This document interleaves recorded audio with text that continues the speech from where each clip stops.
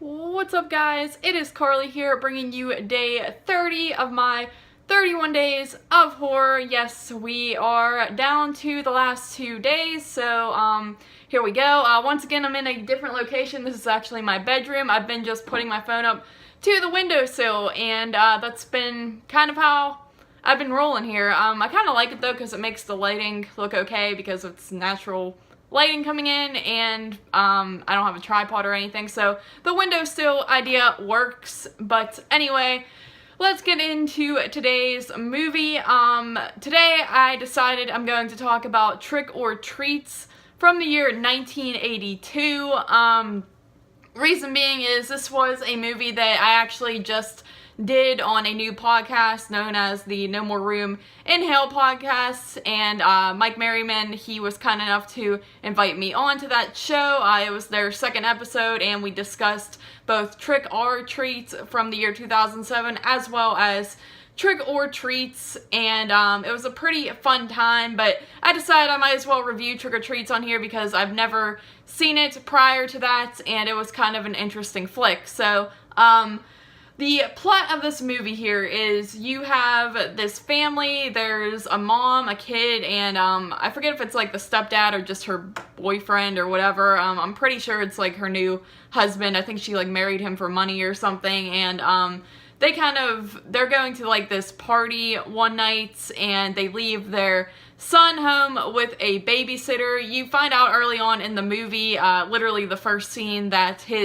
the son's actual father has been taken away to a mental asylum, and that's how he's been living out his days, and the kid never sees him or anything like that, but he was taken away at the beginning of the film, and he's been locked up for several years at this point, and the mother obviously has moved on to this new guy, and she's raising her son, and yeah, so that, like I said, they're going to this party, so they leave the boy alone with the babysitter, and while that's happening, the son is real into like magic tricks and weird, just pulling pranks and stuff like that, so the entire time that he is being babysat, he is pulling these awful pranks on the babysitter, and they all basically consist of him dying or getting horribly injured and things like that, and the babysitter's kind of had it up to here with him, and she's just losing her mind and getting really frustrated. Meanwhile, the kid's dad has escaped from the asylum, and he is on the loose trying to get back home to seek revenge, mainly on his wife. So, that is the plot to Trick or Treats.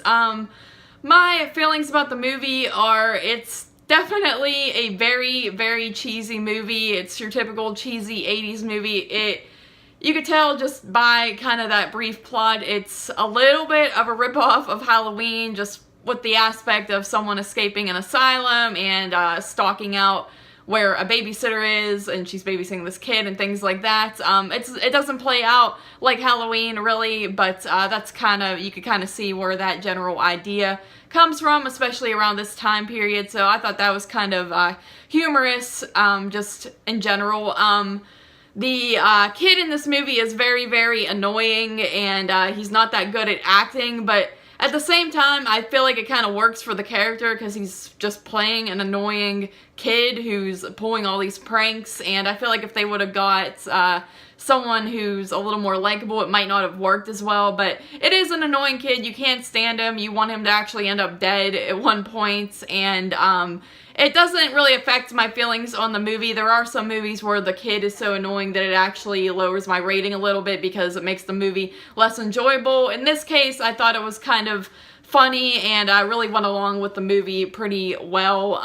The pranks the kid is pulling is just so over the top and ridiculous. You know, he's like pretending to cut his finger off and pretending to drown, and just all this really over-the-top stuff that could actually turn out to be kind of dangerous, and I just thought it was kind of funny, especially because the babysitter reacts the same way every time. She's like, oh my god, like, what happened this time? And you would think it would be like the little boy who cried wolf, and she would stop reacting that way. She actually does tell that story in the movie, so I thought that was kind of funny as well. The biggest problems with this movie definitely are dealing with the pacing and kind of the acting. The acting's not great, so that didn't really bother me as much, but the pacing is just a little bit off.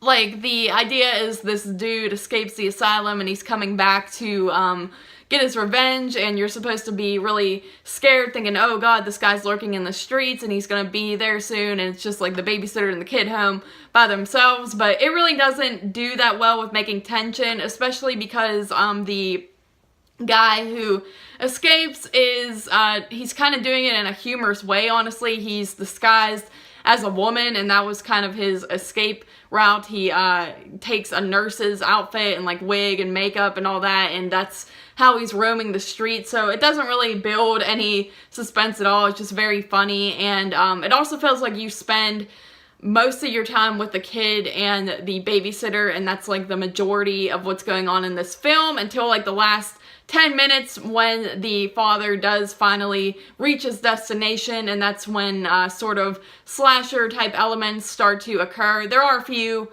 here and there before that happens, but it's like the last 10 minutes is when everything really goes down, and I feel like it's very, very rushed and things like that. So, the climax is very anticlimactic. Like I said, it's very rushed and it just kind of happens, and even that is comical in itself. It feels very forced and doesn't seem like it should have been that way. And then the final scene is just your typical sort of 80s scene. I kind of saw it coming, honestly. You could really see it coming a mile away, but I can live with it. It was overall a fun movie. I would not say it's something fantastic or a masterpiece, but it's a good one to watch around Halloween.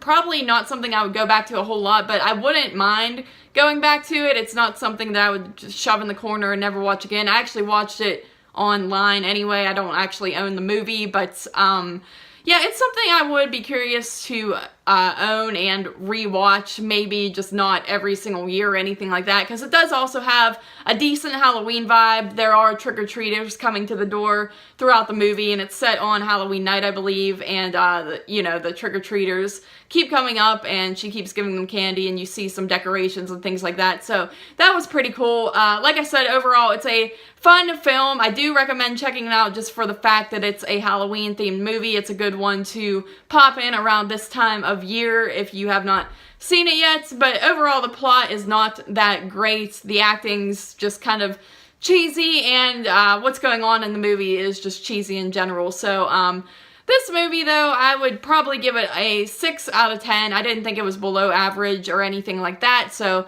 6 out of 10 for Trick or Treats. Thank you guys once again for joining me for this review, and I will see you tomorrow for the final one. So, see you guys then.